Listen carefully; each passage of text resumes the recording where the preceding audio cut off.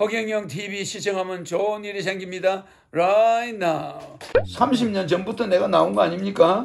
출산 정책 앞으로 심각하다. 내가 그랬죠. 그랬더니 그 당시에는 나를 아주 사람들이 좀 코미디하고 있네 이랬잖아요.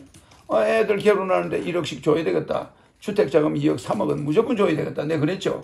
그거 했으면요. 지금 우리나라 초등학교 지금 없어지고 지금 중학교 앞으로 없어지는데 초등학교가 3,500개가 없어졌어요. 그러면 또 앞으로 중학교 없어지죠. 대학이 한 절반 정도는 지금 문 닫아야 됩니다. 대학도 앞으로 재편될 거예요. 그러면 이게 뭐가 됩니까? 애들 젊은이들이 인구 비례가 역삼각형입니다. 역삼각형. 나이가 어릴수록 없어요. 노인네가 갈수록 많아져. 삼각형을 거꾸로 해놓은 게 우리 인구 밀도예요. 그럼 이런 시대가 오면 우리는 망한다. 내가 이랬죠. 그랬더니 콧방귀를 끼고 저 코미디 같은 사람 퍼블리즘이 어떻고 퍼블리즘이 뭔지도 모르고 퍼블리즘이라고 그래요. 그러지 않아도 이제 구체적으로 여쭤보려고 그랬는데 그 제도권 정당에서 특히 여권의 이제 유력 주자들이 이재명 씨라든가 이낙연 씨, 정세균 씨 저번 달에 재보선 끝나고 대권 주자들이 이제 허 총재님이 발언했던 각종 아이디어를 본따서 만들었다 해가지고 이제 다시 한번 총재님이 그 세간의 재조명이 되는 계기가 그렇지. 자꾸 내 걸 쓰다 보니까 좀. 예.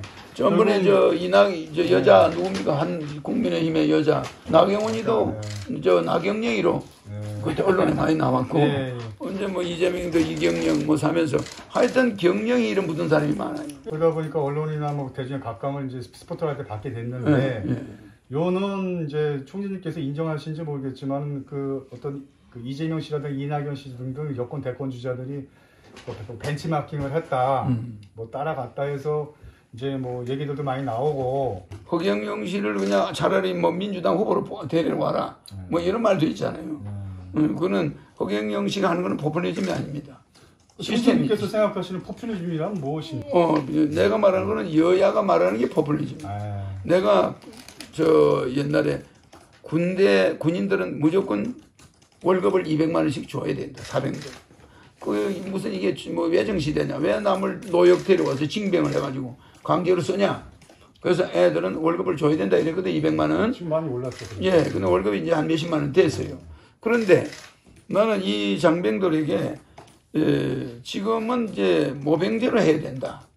징병제들은 이제 논산훈련소 가서 한 달만 교육받으면 되고 여자들도 한 달 교육받고 남자도 밖에 해서 군대 생활은 한 달로 끝내고 그 다음에는 모병제로 해서 이제 월급을 주겠다. 이게 내 군대 제도입니다. 그 대신에 지금까지 월급을 못 받고 제대한 군인들에 대해서 지금 우리 이제 기자님도 해당이 되겠죠. 군대 갔다 온 사람 다 3천만 원씩을 대한민국 군대를 제대한 사람은 다 주겠다. 3천만 원씩을. 그 대신 20년까지는 먼저 주고 3천만 원 대통령이 되면 일시불로 주고 그 20년 이상 된 사람은 그 다음 차례를 주겠다. 이렇게 내가 이제 공약을 했더니 며칠 딱 5일 있으니까 이낙연 씨가 제대하는 장병들에게 3천만 원을 주겠다고. 혹은 내 말에 그대로 옮겨진 것 같아요. 이와 같이 내가 하는 말은 상당히 일리가 있습니다. 군인들이 그동안에 군대 가서 월급 제대로 못 받았어요. 그때는 3만 원, 5만 원 이렇게 받았는데 그거 100만 원씩 계산해서 3천만 원을 줘야 돼요. 근데 여권의 주자들이 얘기하는 건 포퓰리즘이라고 말씀하셨는데 포퓰리즘 그 사람들 포퓰리즘 왜 그게 포퓰리즘이냐면은 나는 세수를 70% 줄여요. 나는 월급 안 받고 국회는 100명으로 줄이고 무보수로 거기 1조 8천억 1년에 국회에 들어갑니다. 임금비로. 그거 없애요. 그냥 나는 무슨 말이냐면 예산의 70%를 줄인다는 단계가 들어있어요. 550조에서 400조는 무조건 국민한테 준다. 들어있는데 여야는 일체 그런 게 없습니다. 거기다가 뭘 준다. 전부 포퓰리즘이에요. 그러자도 여쭤볼 때 재원은 어떻게 마련하실 거냐. 그래서 나는 재원이 다 있습니다. 있는 재원을 아껴가지고 국민한테 주는 것이 포퓰리즘이 아니고 걔네들은 있는 재원을 줄인다는 말은 없어요. 대책 없이 그냥 주겠다. 이거 뭡니까? 이게 포퓰리즘이라는 거야. 그러나 국민들은 내가 포퓰리즘의 대명사인 줄 알아. 나는 400조를 줄여서 줍니다. 국가는 150조만 쓰고 155조만 쓰고 400조를 국민한테 준다 이 말이야. 그리고 또 기타 수입이 있어요. 세금을 36가지를 한 가지로 줄여요. 그러면 거기서 한 100조가 생기고 또 이 과세 특례자를 500만 명을 만들어요. 특수한 일반 과세 특례자가 있습니다. 그거 하면 또 한 100조가 늘어나고 또 교도소를 거의 다 없애고 하나만 놔두고 구치소만 남겨놓고 교도소를 없애요. 그러면 1년에 벌금형 재산 비례 벌금형을 하면 또 100조가 생겨요. 그러니까 이래저래 해가지고 400조가 더 늘어나서 1년에 800조의 재원이 만들어져요. 나는. 그러니까 나는 재원이 800조가 있으니까 포퓰리즘이 아니고 저 사람들은 재원 마련 대책도 없고 지금도로는 세수 그 550조에서 하나도 전략하는 건 없고 또 거기다 업을 시키겠다. 이거는 불가능한 일입니다. 그래서 그걸 포퓰리즘이라 하는 거예요. 그러니까 내 거를 모방하는 건 좋은데 전략이 없어 거기에. 피를 깎는 자기 자신들을 깎는 살신성이 없어요. 살신성이 없다. 없습니다. 그래서 그게 포퓰리즘인 건데 언론 기자들은 그것도 못 알아듣는 거예요 아직까지도. 그걸 헷갈려 하는 거예요. 지는 내 포퓰리즘이 아니냐? 나는 아니에요. 나는 국회 월급 안 받고 판공비 안 받고 국회의원들 후원금 안 받고 자 후원금을 받는 한 부익부 빈익비는 계속됩니다. 부자들이 편법으로 딴 사람 이름으로 계속 후원금을 보내줘요. 국회의원들한테. 그거 안 한다는 보장이 없잖아. 그거 누가 그걸 압니까? 직원들 이름으로 후원금을 넣는데 그래놓고 내가 후원금 몇 억 당신한테 보내서 이러면 꼼짝 못하는 거 아니에요? 응? 그러면 여당이 정권을 잡으면 여당 의원들이 후원금이 많이 들어와. 야당이 정권을 잡으면 야당 의원들 후원금이 더 많이 들어와. 이거 자체가 뭡니까? 대가성이 이게 반드시 뭐가 있는 것처럼 보이는 거 아닙니까?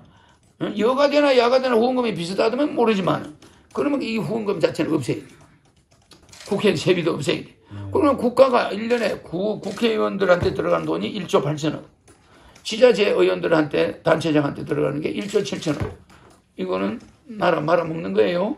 그럼에도 국가 예산의 10%예요. 3조입니다. 약 4조가 돼요.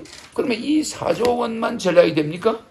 어마어마하게 전략이 됩니다. 그래서 나는 내 공약은 시스템화가 되어 있어서 절대 예산이 대책이 서 있고 또 충분히 주고도 남으니까 포퓰리즘이 아니고 현실성이 있고 여야 의원들은 지금 나가는 예산 줄이겠다는 말을 한마디도 없고 거기다가 뭘 더 주겠다 전부 포퓰리즘이에요. 예, 알겠습니다.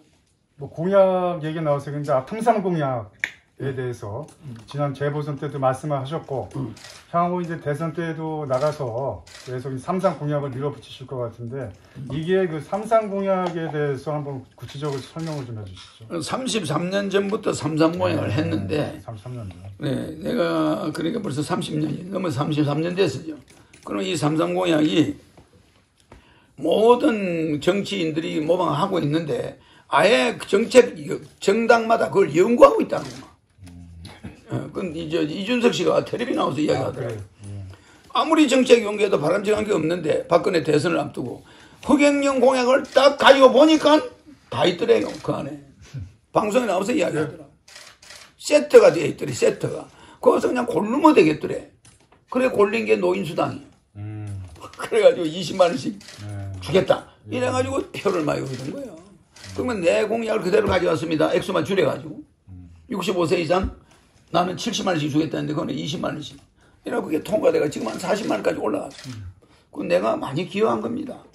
그래서 나는 내 공약을 표절해가는 뭐 이재명 씨나 무슨 뭐 또 이낙연 씨나 또 뭐 정세균 씨나 이런 사람을 절대 좋게 봐요.